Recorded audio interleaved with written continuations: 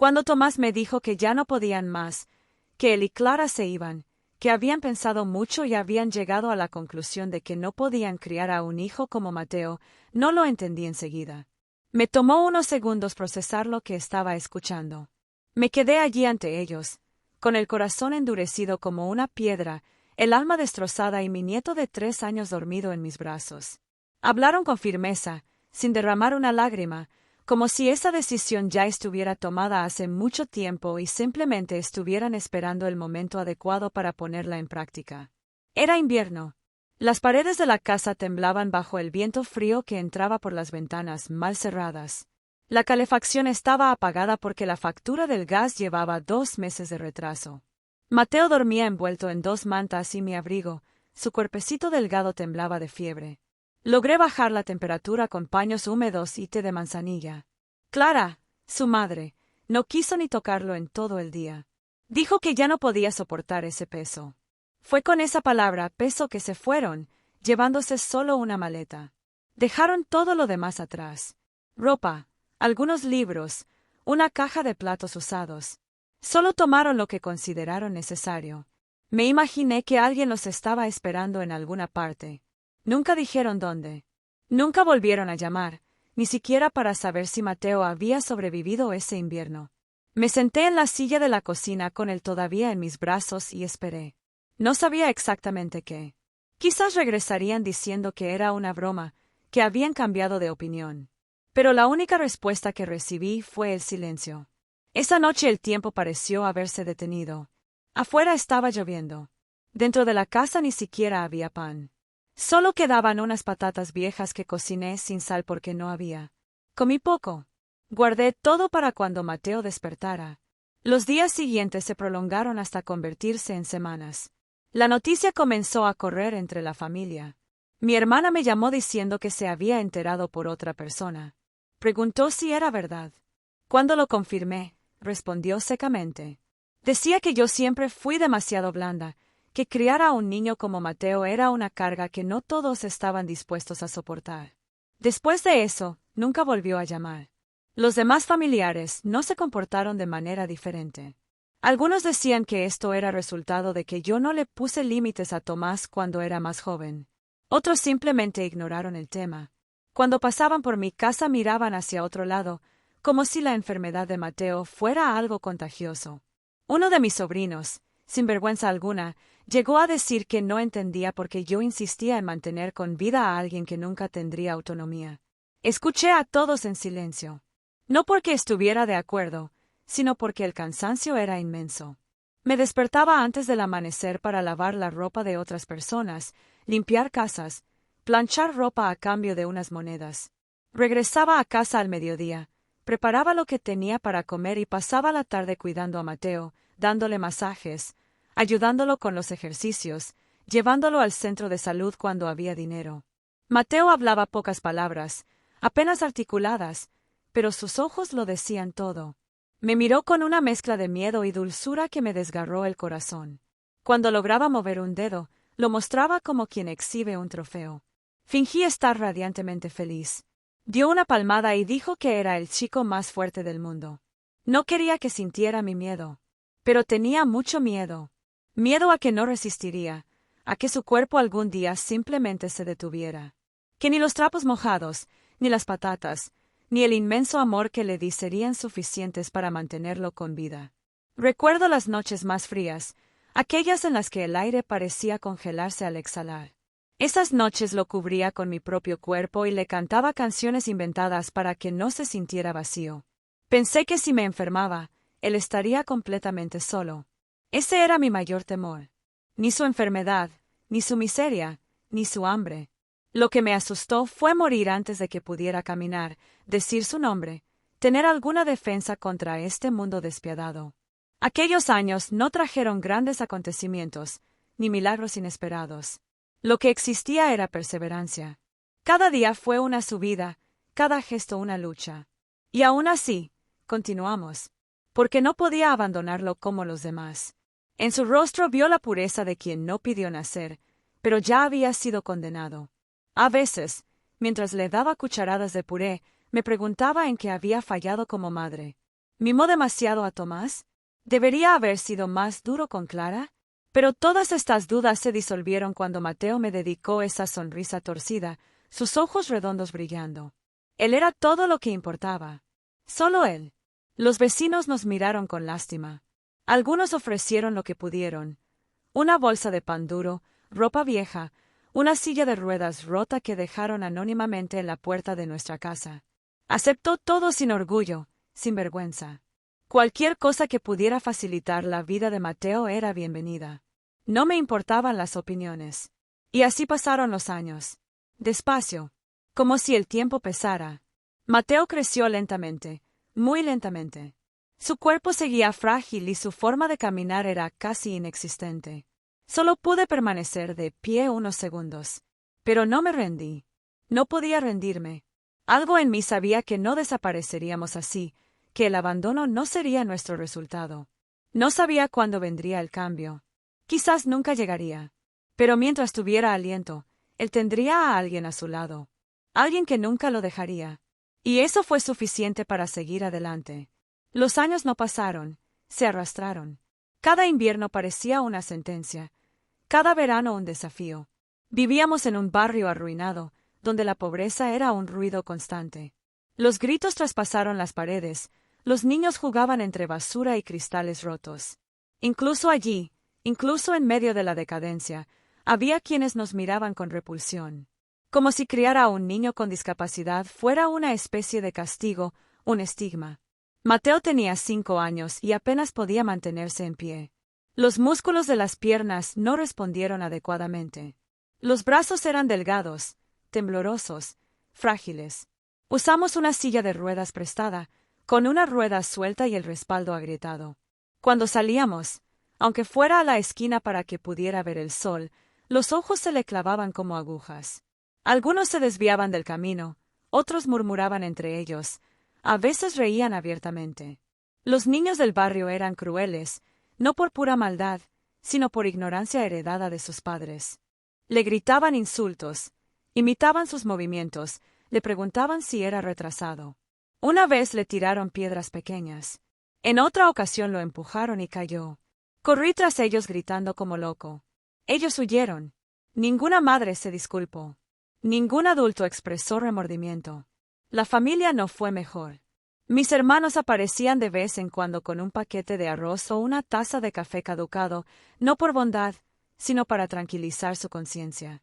Siempre iban acompañados de comentarios desagradables, ironías crueles, comparaciones inhumanas. Una cuñada llegó a decir, delante de todos, que quizás hubiera sido mejor que Mateo no hubiera nacido. Nadie la regañó. Me quedé callada, no porque lo aceptara, sino porque ya no tenía fuerzas para responder. Mateo escuchó todo. No entendió todas las palabras, pero sintió el tono, el desprecio velado. Eso fue profundo. Algunas noches lo encontraba despierto, con los ojos abiertos, en silencio, mirando al techo, como si supiera que no pertenecía a ningún lado. Me tumbé a su lado y le acaricié el pelo hasta que se quedó dormido. Cuando cumplió 6 años, intenté ponerlo en la escuela pública. Dijeron que no estaban preparados para recibir a un niño como él. Rogué, tomé informes médicos, Le sugirieron que buscara una escuela especial, pero las colas eran interminables y los costos imposibles. Le enseñé en casa con materiales donados por una señora a la que yo limpiaba. Aprendió lentamente, pero aprendió. Reconocía letras, hacía cálculos con los dedos, repetía frases. Cada avance fue una celebración íntima. No tuve descanso. Trabajé limpiando casas, cocinando, planchando ropa. Recibió poco, lo justo para no morir de hambre. Nunca me quejé. Cada centavo era para él. Comida, medicinas, fisioterapia. Nunca me compré ropa nueva. Todo lo que tenía procedía de donaciones o basura de los barrios ricos. Pero siempre tuvo un techo sobre su cabeza, por precario que fuera, y comida caliente, por escasa que fuera. Había días en los que mi cuerpo simplemente no respondía, los dolores estaban por todas partes y aún así me levantaba. Porque si no lo hiciera yo, nadie lo haría. Estábamos solos, sin red de apoyo, sin tiempo libre, sin descanso. Solo nosotros dos contra un mundo que nos había dejado atrás. En un momento vino a visitarnos mi otro hijo, el menor. No duró mucho. Dijo que ver a Mateo así le dolía. Me sugirió que lo admitiera. Le respondí que mientras yo respirara, Mateo se quedaría conmigo. Él nunca regresó. Quizás fue más fácil olvidarnos. Nunca lloré delante de Mateo. Esperé a que se durmiera, fui al baño, cerré la puerta y me desplomé. Las lágrimas no eran de tristeza, sino de frustración, de ira, de agotamiento. Lloré porque no podía ofrecerle una vida mejor, porque no podía cambiar su cuerpo, ni sacarlo de esa silla. Soñaba con poco: un parque limpio, una casa libre de moho, un cuaderno nuevo, una escuela donde no lo vieran raro. No quería lujos, ni coches, ni viajes. Solo dignidad. Justicia justa para alguien que nunca la recibió. Y aún así, Mateo era un chico dulce. Nunca me quejé. Nunca lloró por su condición. Me miró con una ternura que solo puede tener quien ha conocido el dolor desde pequeño. Me abrazó con sus frágiles brazos y me dijo: «Abuela», como si esa palabra fuera todo lo bueno que existía en el mundo. Han pasado 6 años desde el día en que Tomás y Clara nos dejaron. Nunca regresaron, nunca llamaron, ni siquiera una carta. A veces imaginaba que estaban bien, que habían vuelto a empezar su vida sin dolor, sin obligaciones. Y me dolió, no por su enojo, sino porque en los momentos en que más los necesitábamos, eligieron no estar. Nos borraron. Nos convertimos en aquellos que no existen. La anciana que carga al inválido, la loca que no lo suelta, la testaruda que no se rinde. Nos convertimos en 2 sombras que sobrevivieron al tiempo a base de amor y silencio. Y aún así, continuamos. No por esperanza ni por fe, sino por pura necesidad de no ceder. Porque aunque nadie lo supiera, Mateo tenía una vida por delante. Y estaría a su lado tanto como pudiera para asegurarme de que lo tuviera. Los años más duros fueron entre los 7 y los 11. Vivíamos en una época helada, como si el invierno fuera eterno, incluso cuando afuera era verano. No importaba el mes, abril, octubre o enero, siempre hacía frío en casa. Frío en las paredes, en las manos, en los huesos, pero sobre todo en el corazón. Nuestra casa era una caja de cemento, con ventanas rotas y humedad en cada rincón. Dormíamos juntos en la misma cama, no por cariño, aunque había mucho cariño, sino porque era la única manera de no congelarnos durante la noche. La casa era un cubículo húmedo y silencioso, donde las goteras dictaban el ritmo de las primeras horas de la mañana. Cuando llovía mucho, extendía baldes, macetas, bandejas, lo que encontraba, para evitar que el suelo se convirtiera en un lago. A veces me despertaba con los pies empapados y el olor a humedad ya se pegaba a mi piel. Mateo estaba enfermo a menudo. El frío lo estaba destruyendo lentamente. Sus frágiles pulmones y su sistema inmunológico chisporroteando como un motor viejo hacían de cada invierno una amenaza. La fiebre aparecía sin motivo alguno, la tos era una compañera constante, las infecciones parecían no querer irse. No había dinero para buenos médicos. Lo llevé al centro de salud del barrio, donde nos trataron de mala gana, como quien quiere terminar rápidamente un trabajo que desprecia. Nos daban jarabes o pastillas caducados, que yo partía en cuartos para que duraran más. No podía quejarme. Fue eso o nada. Continué con las terapias. Aprendí de fisioterapeutas que conocimos en un hospital público antes de que nos rechazaran por falta de vacantes. Me enseñaron algunos movimientos para mantener activos mis músculos y los repetía todos los días, con la devoción de quien reza. A veces Mateo lloraba, no de dolor físico, sino de frustración. Quería mover las piernas, quería mantenerme en pie, quería correr. Tomaría tus manos, te miraría a los ojos y te diría: lo lograrás. No sé si realmente lo creía o si simplemente quería creer en mí. Pero él asintió, con esa fe que solo tienen los niños exiliados de la infancia.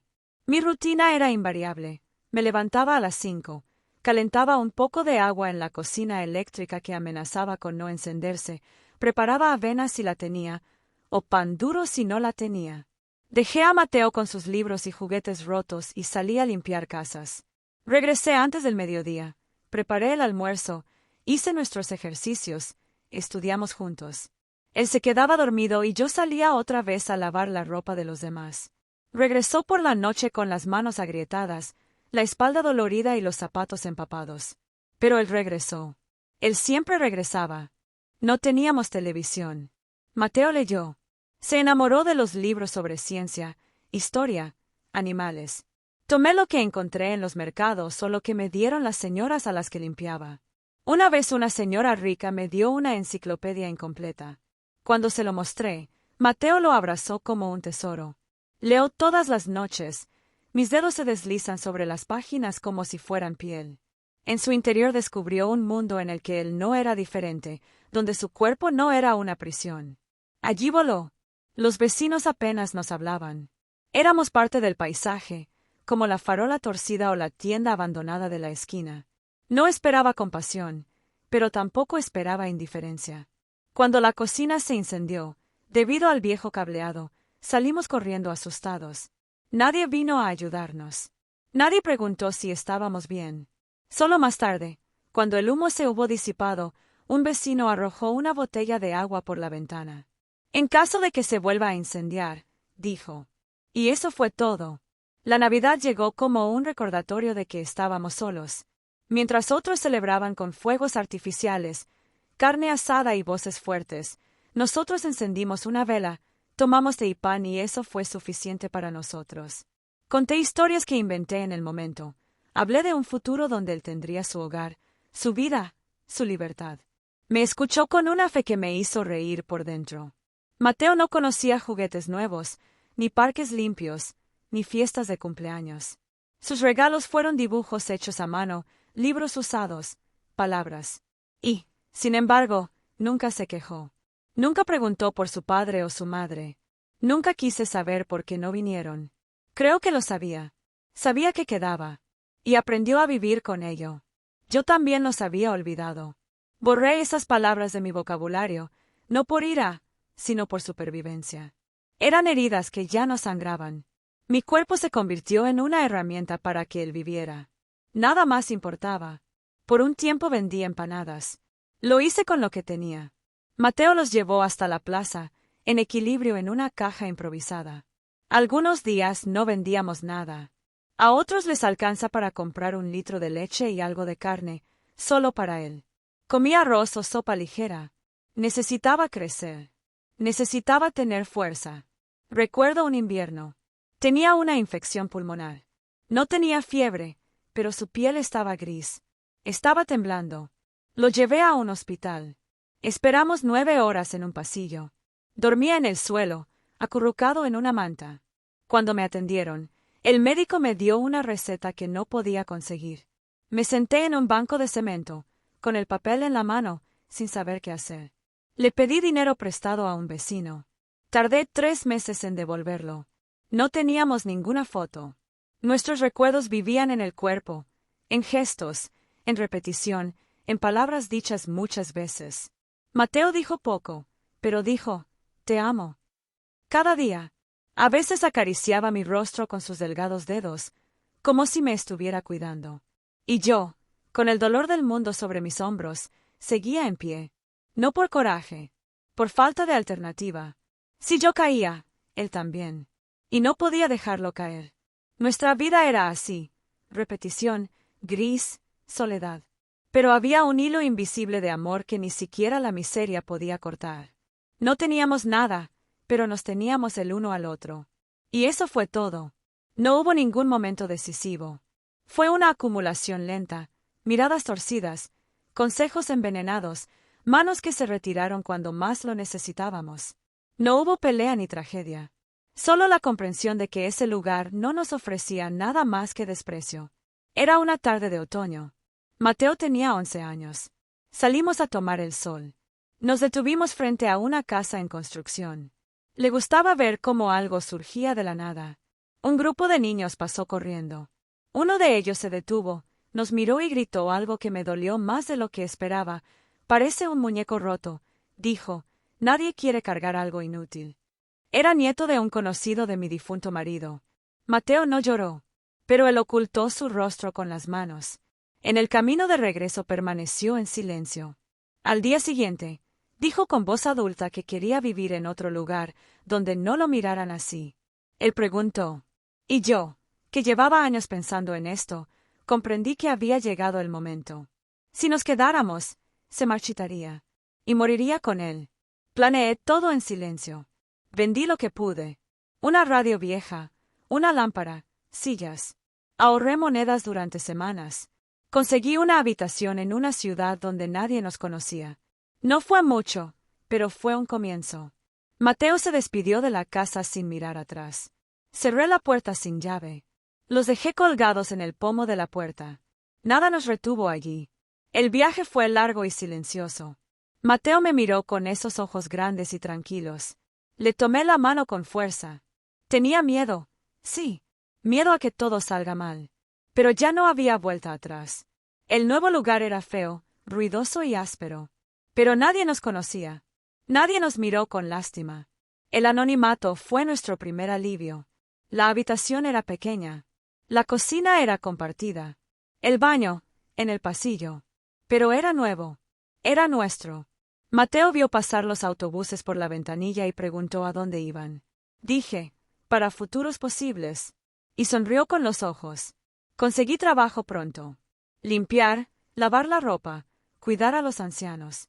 Hacía todo con más energía, no porque estuviera menos cansado, sino porque ahora estaba construyendo algo. Mateo ha cambiado. Comenzó a levantarse por sí solo, intentando vestirse sin ayuda, arrastrando su cuerpo hasta la mesa. Lo inscribí en una escuela inclusiva. No fue fácil. Insistí hasta que me cansé. Pero lo logramos. Era su primera vez entre niños de su edad. No hablaba mucho, caminaba con dificultad, pero no se detenía. Poco a poco se fue integrando. Un día regresó con un dibujo de una bandera.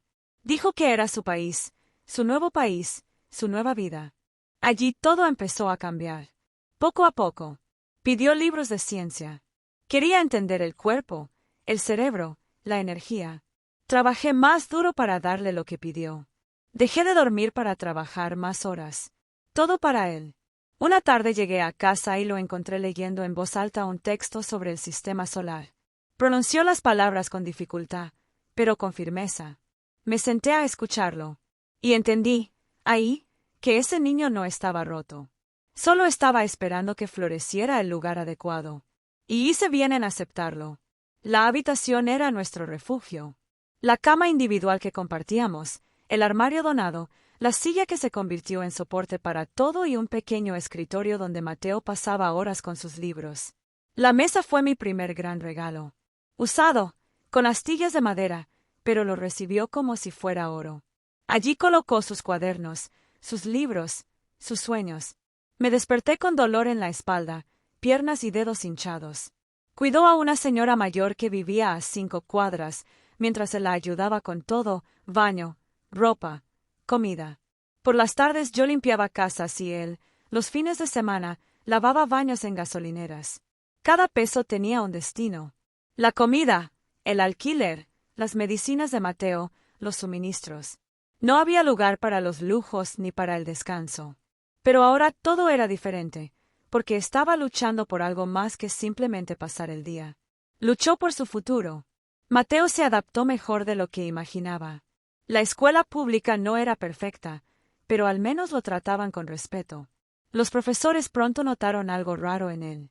Me sorprendió cuando uno de ellos me llamó, felicitándolo, diciendo que nunca había visto a un estudiante tan decidido.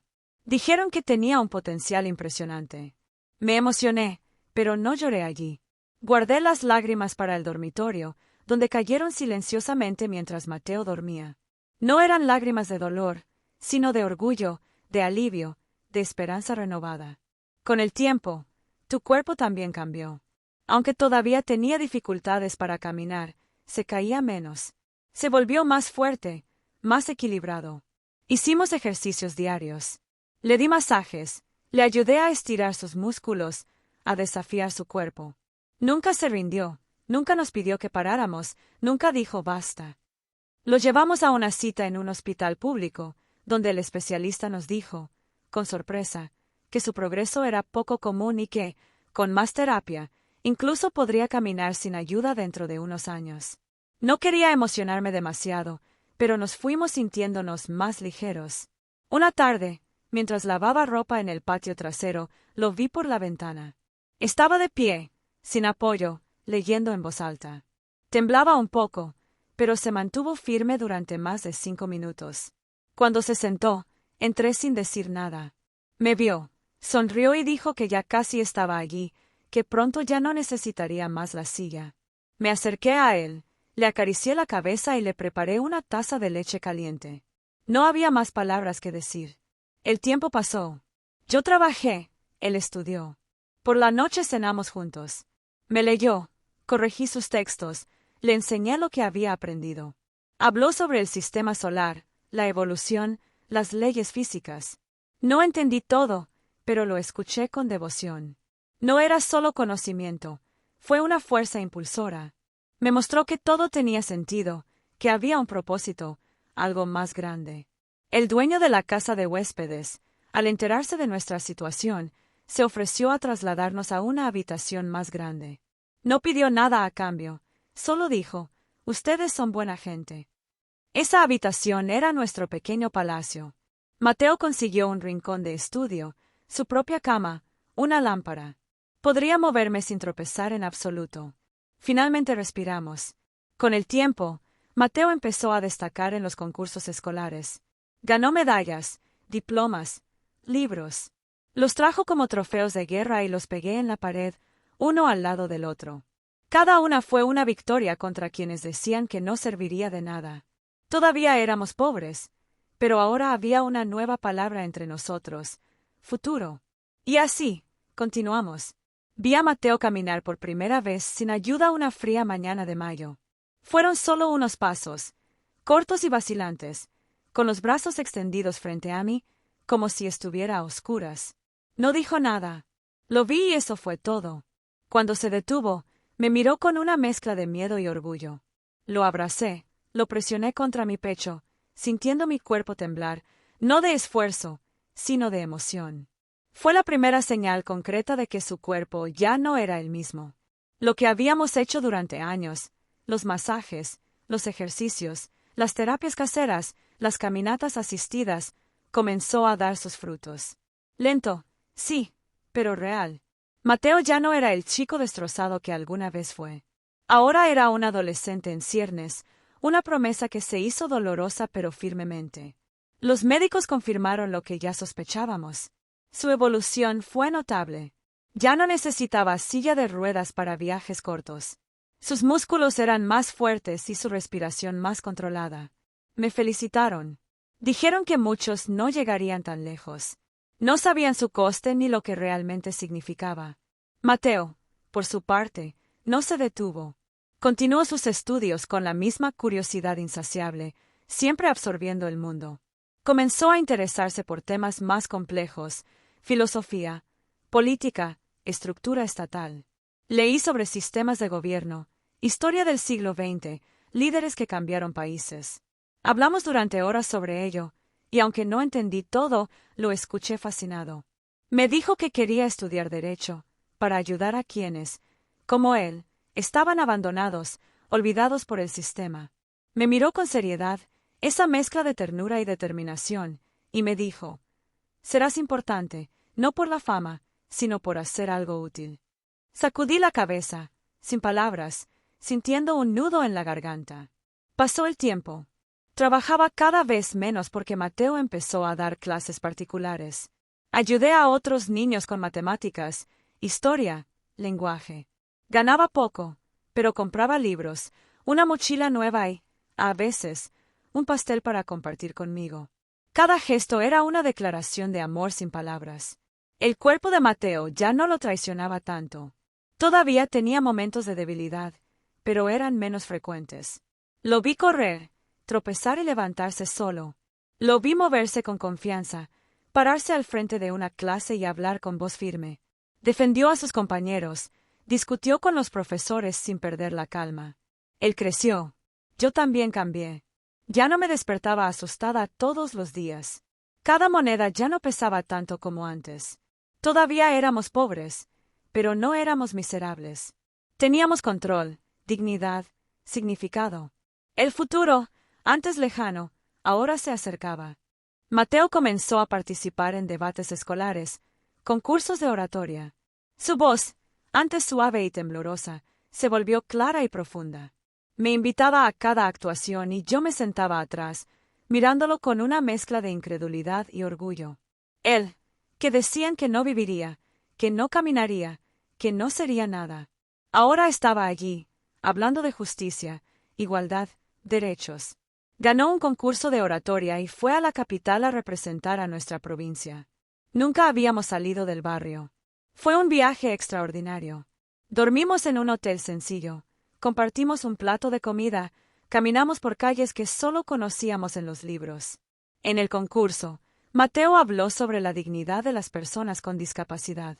Habló de mí, sin nombrarme, pero yo lo sabía. Cuando regresó, la escuela lo recibió como a un héroe.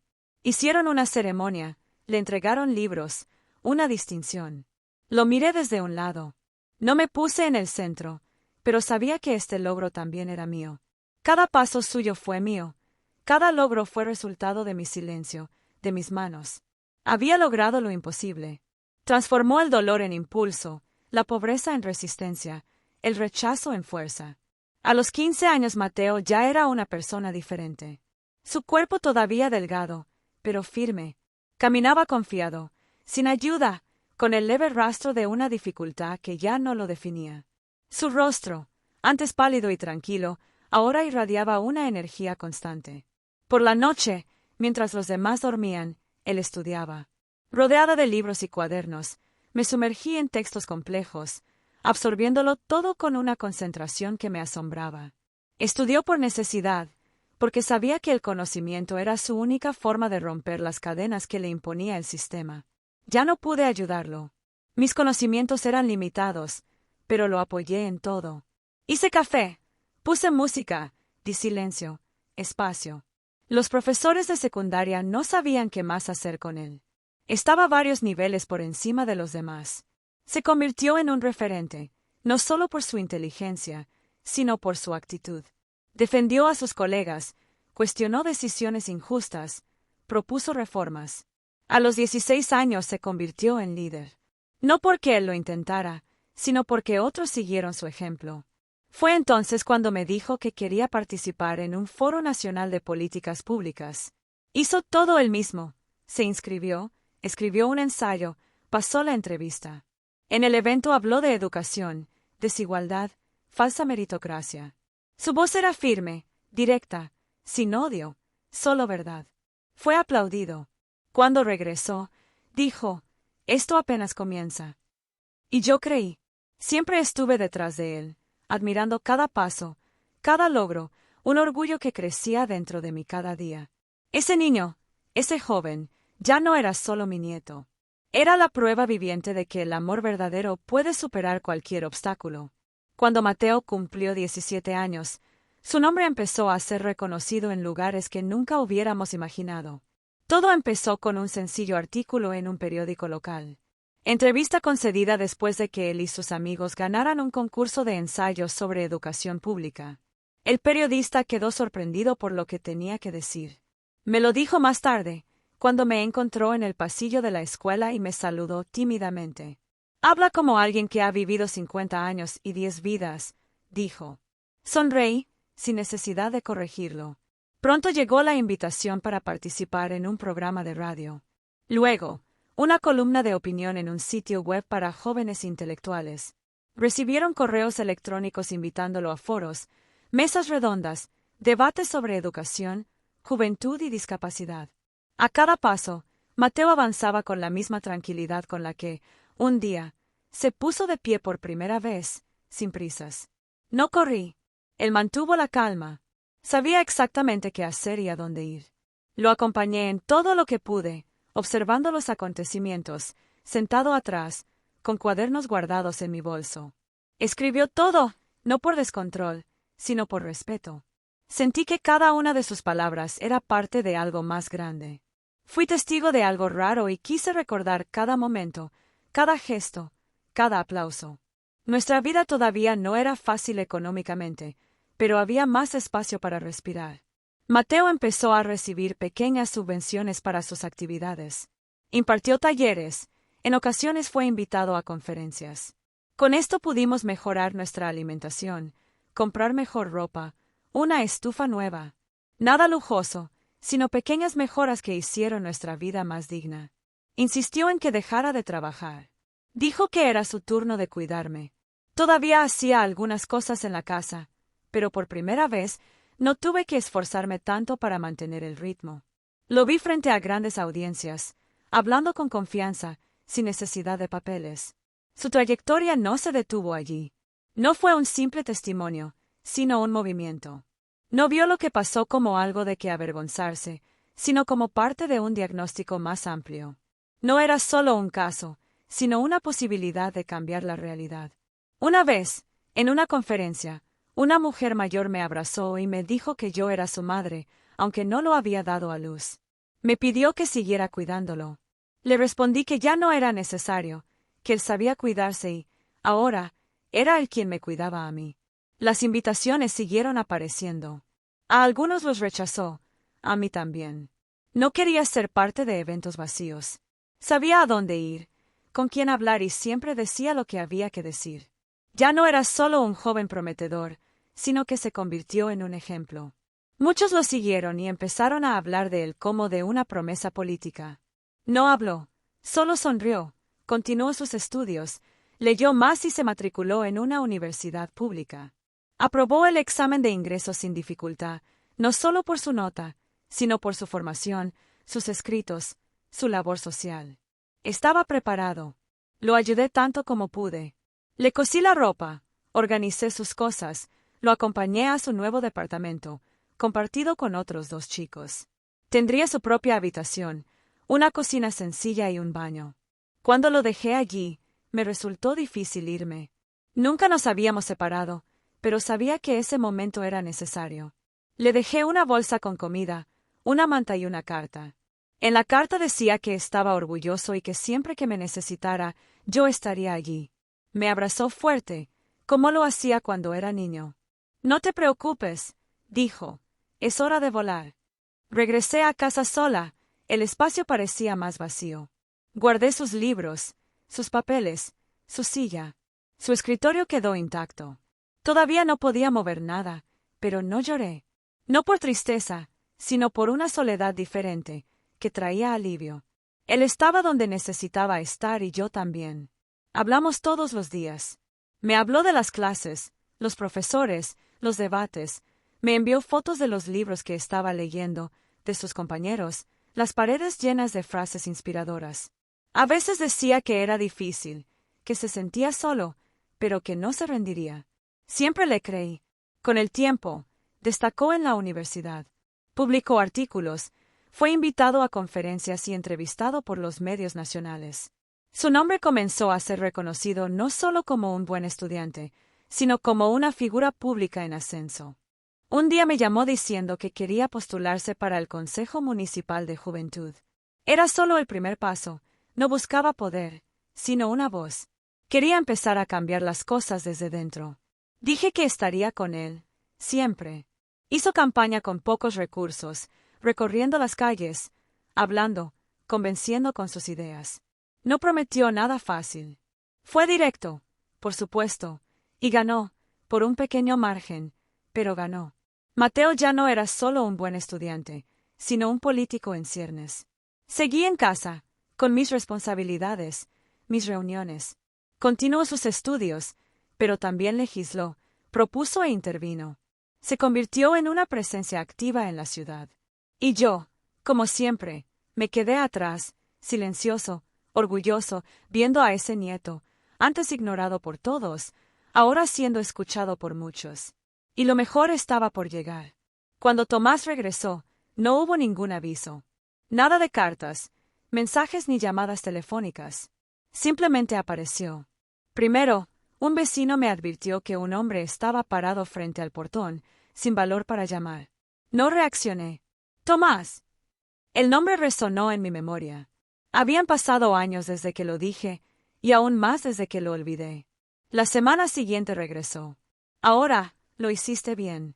Cuando abrí la puerta y lo vi allí, con una chaqueta gastada y una expresión difícil de entender, mi cuerpo se puso rígido. No era emoción, ni odio, sino una parálisis ante lo que no debía volver. No dije su nombre y él tampoco dijo el mío. Solo preguntó si podía entrar. Abrí la puerta por cortesía, nada más. Se sentó, miró a su alrededor, como si intentara medir cuánto había cambiado todo. Habló de Mateo, de lo que había visto de él en la televisión, leído en los periódicos. Dijo que no podía creer lo que había logrado. Mencionó a Clara, dijo que lo seguía de lejos, que estaban orgullosos, que querían hablar con él. Me quedé en silencio, escuchándolo hablar. Mencionó errores del pasado, decisiones difíciles, pero sin disculparse ni llorar, solo justificando lo que no tenía justificación.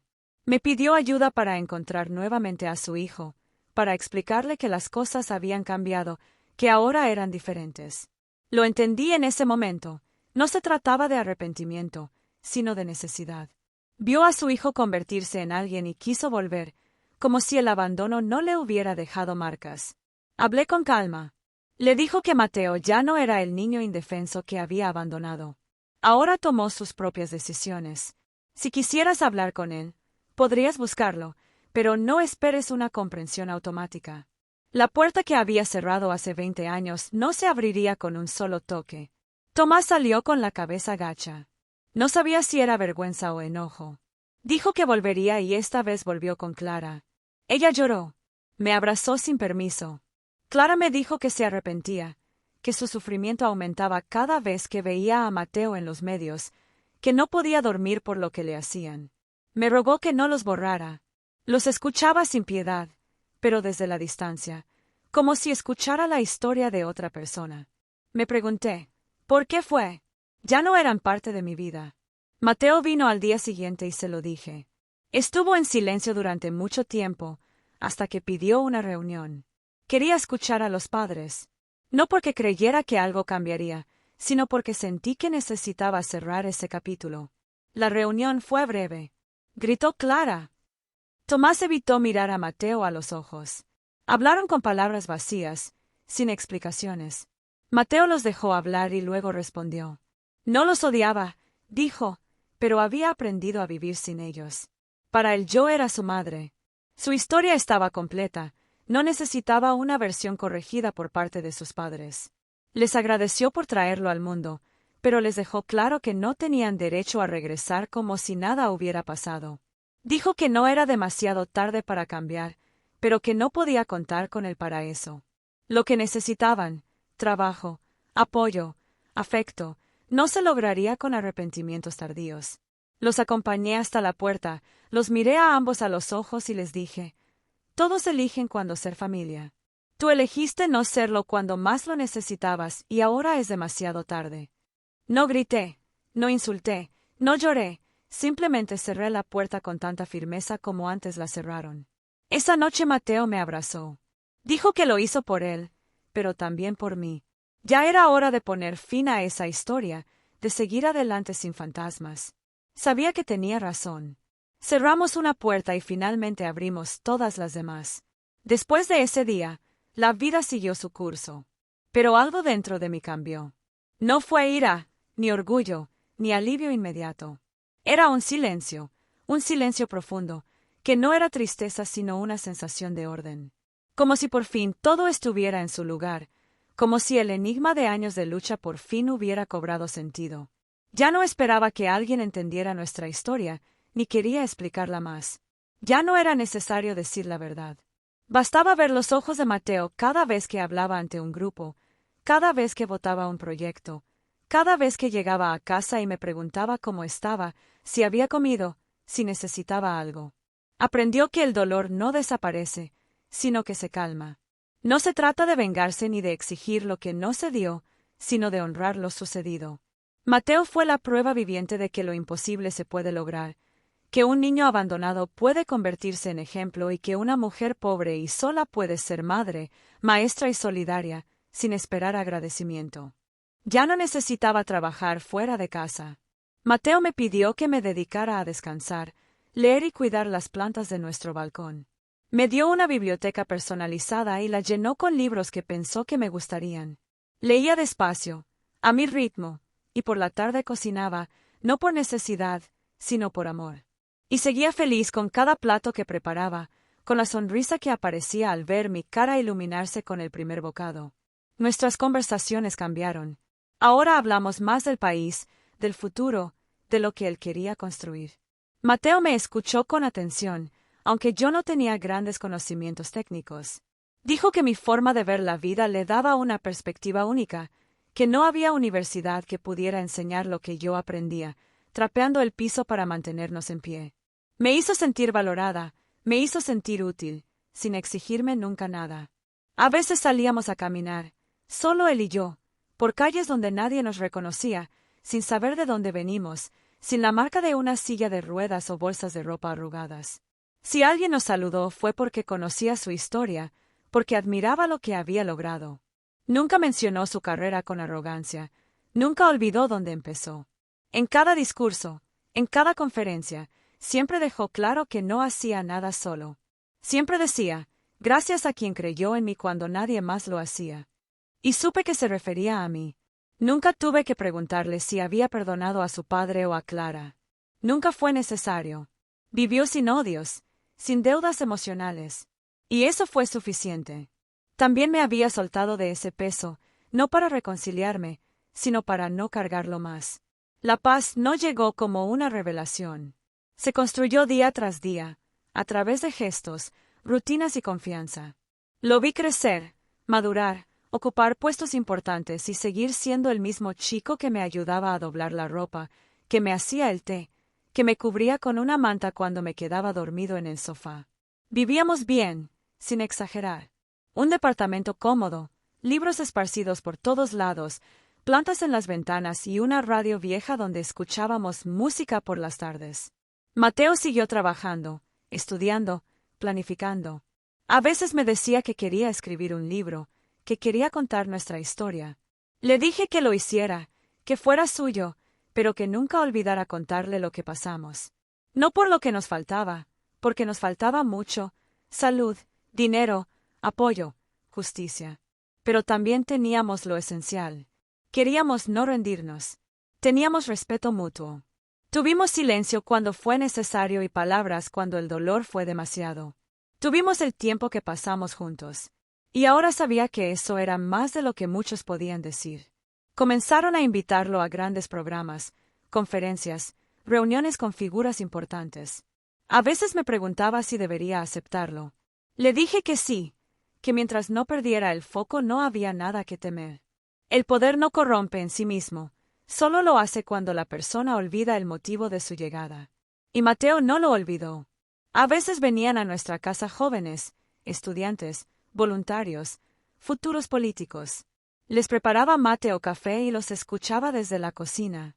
Les habló como a iguales. No les enseñé de arriba a abajo. Dije la verdad, lo que era real, lo que era difícil, lo que nadie más cuenta.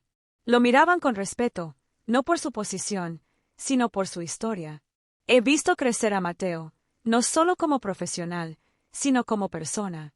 Y sentí que todo, absolutamente todo, valía la pena. No tenía lujos, joyas ni posesiones. Pero tuve una vida tranquila, una casa sin gritos, un nieto que superó cada frase, cada diagnóstico, cada prejuicio.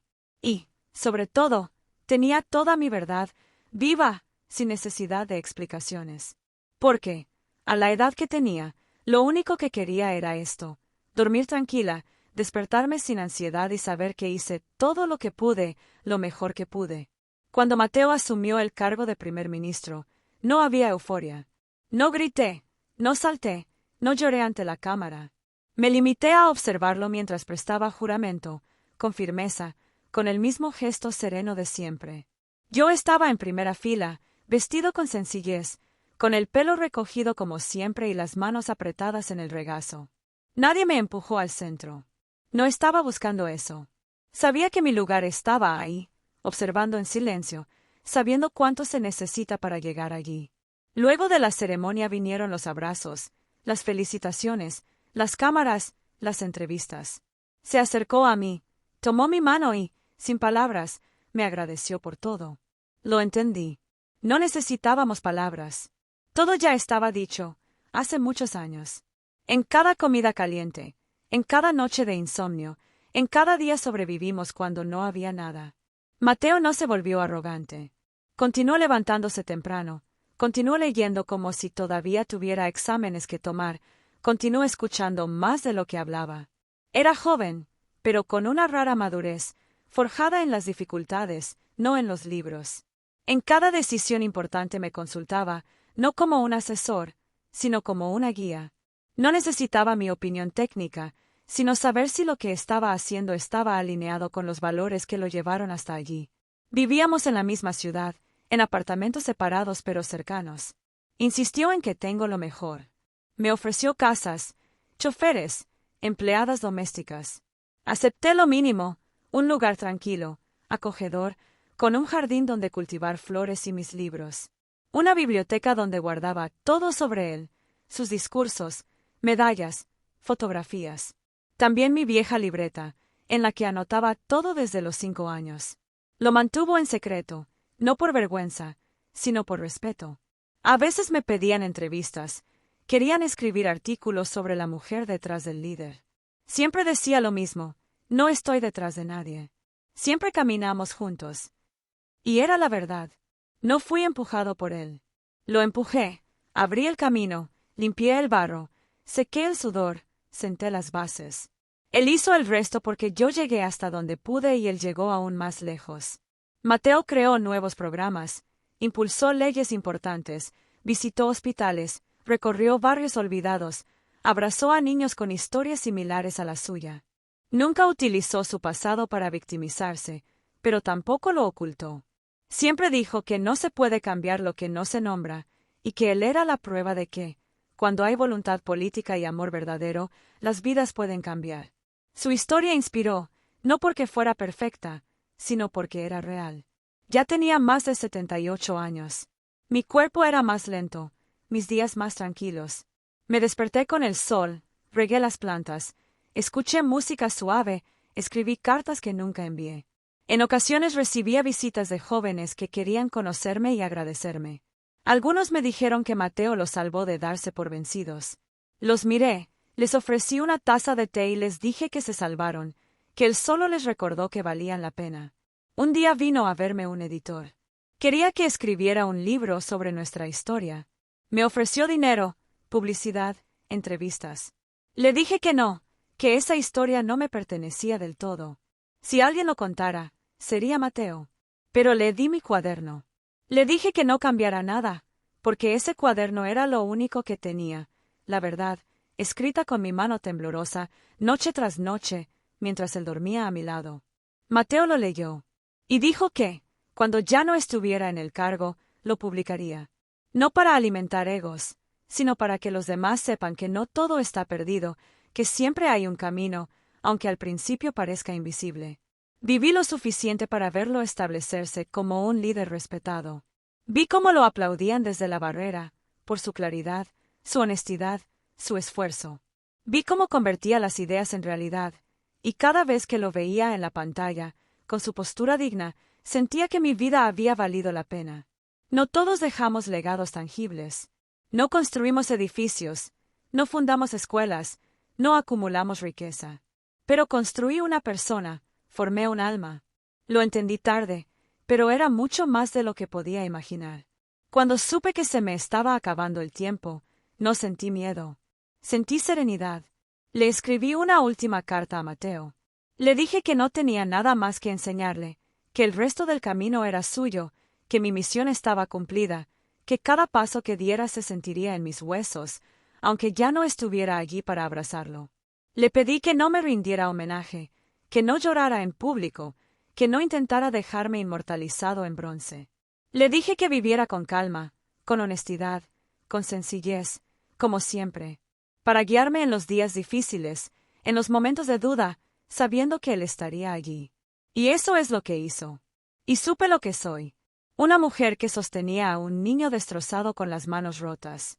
Hasta que ambos aprendimos a caminar por el mundo, como si siempre hubiéramos sido invencibles. Y así terminó mi historia, no como víctima, sino como raíz.